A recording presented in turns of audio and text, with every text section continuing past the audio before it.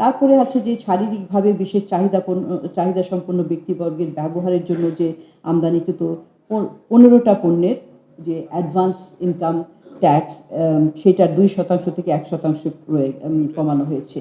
এরকম যদি আমরা অনেক দেখি সেগুলোকে আমরা সাধুবাদ জানাবো, এবং আমদানি প্রতিস্থাপক যে শিল্পের কথা আমরা বলছি সেটাও ক্ষেত্রে বিশেষ করে খাদ্য নিরাপত্তার কথা ভেবে একটা পদক্ষেপ নেওয়া হয়েছে যে দেশের যে ভোজ্য তেলের সরবরাহ এটা বাড়ানোর জন্য, কারণ আমাদের তো ভোজ্য তেলও আমদানি করতে হয়। তো দেশীয় তৈলবীজ ব্যবহার করে যারা ভোজ্য তেল যারা উৎপাদন করবে তাদের সেই ব্যবসার কর হার প্রথম 5 বছরের জন্য সম্পূর্ণ অব্যাহতি, এবং পরবর্তী 3 বছরে 50 এবং পরবর্তী 2 বছরে 25% অব্যাহতি দিয়ে এরা 10 বছরের জন্য একটা সুবিধা করেছে। এটা একটা ভালো উদ্যোগ। আরেকটা উল্লেখ করতে চাই যে এখানে নবায়নযোগ্য জ্বালানির ক্ষেত্রে আমরা দেখছি যে অনেক ধরনের আসলে উদ্যোগ নেওয়া হয়েছে। পরিবেশ বান্ধব এবং সাশ্রয়ী এবং সৌরবিদ্যুৎ, টেকসই সৌর বিদ্যুৎ উৎপাদনটা এইটাকে উৎসাহ প্রদানের জন্য 2035 সাল পর্যন্ত এই সৌরবিদ্যুৎ খাতে 0% এই হার প্রস্তাব করা হয়েছে। তো এগুলো আপনাদের কাছে আছে এবং আপনারা ইতিমধ্যে রিপোর্টও করেছেন কোন যে পণ্যের উপরে কর কেমন এবং এর ফলে দাম বাড়বে কি কমবে সেটা আমি বিস্তারিত বলছি না, কিন্তু যেটা বলার চেষ্টা যে এখানে প্রচেষ্টা অনেক দেখা যাচ্ছে করের ছাড়ের এবং কর কমানোর অনেক ধরনের প্রচেষ্টা, অর্থাৎ জনগণকে একটা স্বস্তি দেওয়া, ব্যক্তি খাতকেও স্বস্তি দেওয়ার একটা চেষ্টা করা হয়েছে।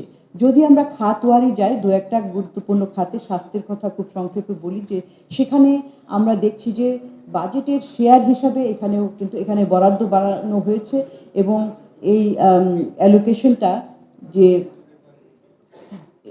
আগামী অর্থ বছরে জিডিপির অনুপাতে 0.92% হবে, যেটা এই চলতি অর্থ বছরে 0.67%। এটা যদি আবার রিভাইজ বাজেটের তুলনায় দেখি তাহলে কিন্তু আরো কম হবে, অর্থাৎ প্রায় দ্বিগুণ করা হয়েছে স্বাস্থ্য খাতে। আর স্বাস্থ্য খাতে আরেকটা হচ্ছে যে এই বাজেটের তুলনায় কেমন হচ্ছে যে অ্যালোকেশনটা হচ্ছে বাড়ছে, বৃদ্ধি হয়েছে, কিন্তু এর মধ্যে অ্যালোকেশনের এই বরাদ্দের মধ্যে উন্নয়ন বাজেটে সেখানে বেড়েছে, এটা একটা ভালো বিষয়। আবার আমরা দেখছি দুই খাতে এখানে বেড়েছে, অনুন্নয়ন খাতে বরাদ্দটা বেড়েছে। কিন্তু আমরা জানি যে একটা বিষয় যে বাজেটের বরাদ্দ একটা বিষয়, বাজেট ব্যবহার করাটা আরেকটা বিষয়, এবং তার পরবর্তীতে হচ্ছে যে এই ব্যবহার করার থেকে ফলাফলটা কি পেলাম, ভালো ফলাফল কতখানি পেলাম, এটা বিষয়। এখন বাজেটের ব্যবহারটা যদি দেখি, স্বাস্থ্য খাতটা কিন্তু বাজেট ব্যবহারের দিক থেকে একটা খুবই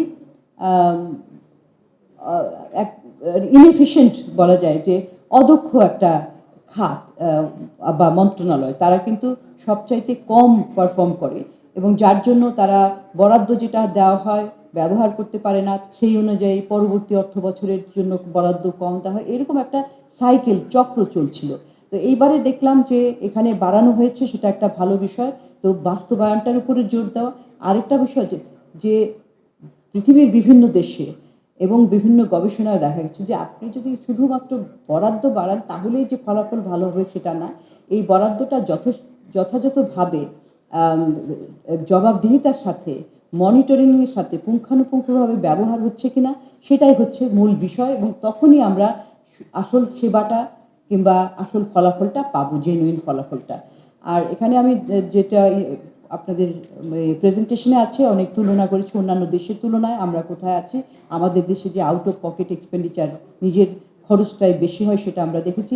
স্বাস্থ্য খাতের ক্ষেত্রে যে বিভিন্ন ধরনের কর প্রস্তাবনা, যে তামাকের উপরে, সেটাও অনেক ইতিবাচক কতগুলি পদক্ষেপ নেওয়া হয়েছে। তবে আমরা সিপিডির পক্ষ থেকে কতগুলি প্রস্তাব ছিল এখানে, এটা আমি বিস্তারিত বলছি না, বরাবরই আমরা এটা প্রেজেন্ট করে থাকি যে এইটা জটিলতাটাকে বিভিন্ন যে টিয়ারে ভাগ করে দেওয়া হয়, জটিলতাকে কমানোর জন্য সিম্পলিফাই করার প্রস্তাব করেছিলাম। আর এখন আমি চলে যাচ্ছি শিক্ষা খাতে, সামাজিক নিরাপত্তা খাতে চলে যাচ্ছি। সেটার ক্ষেত্রে যেহেতু সময় নাই, একটা গুরুত্বপূর্ণ বিষয় যে এখানেও বরাদ্দের ক্ষেত্রে আমরা দেখেছি যে বৃদ্ধি পেয়েছে এবং 13.9% বৃদ্ধি হয়েছে এই 2026 অর্থ বছরের তুলনায়। এবং এখানে জানি যে আমাদের অনেক ধরনের সামাজিক সুরক্ষা কর্মসূচি রয়েছে। চলতি অর্থ বছরে 95টা মতো, এখান থেকে কমিয়ে এখানে 90টা করা হয়েছে।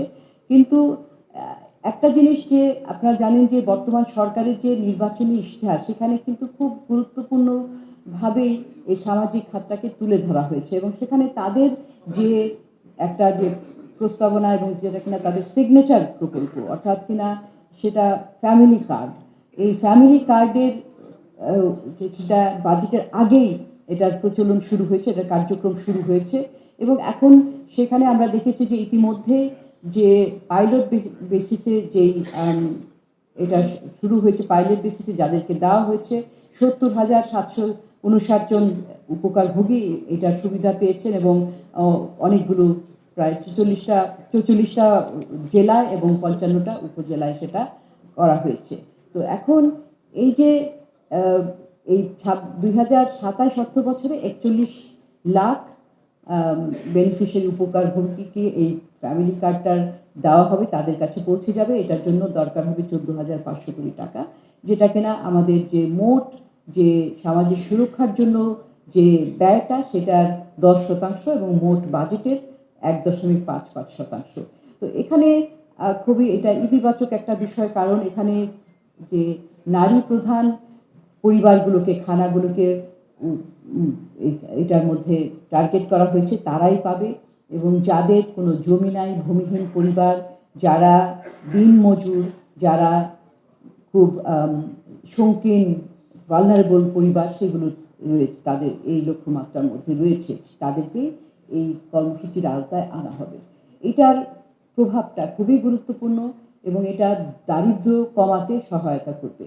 সেটা কতখানি দারিদ্র্য কমাতে সহায়তা করবে এটা ডিপেন্ড করবে আসলে তারা কতখানি সুচারুভাবে সেই এটা কর্মসূচিটা বাস্তবায়ন করতে পারবে। নারীর ক্ষমতায়নে সহায়তা করবে এবং আরেকটা হচ্ছে যে এটা যেহেতু ডিজিটাল পদ্ধতিতে পেমেন্টটা হবে, টাকাটা যাবে, এটা একটা ভালো পদক্ষেপ।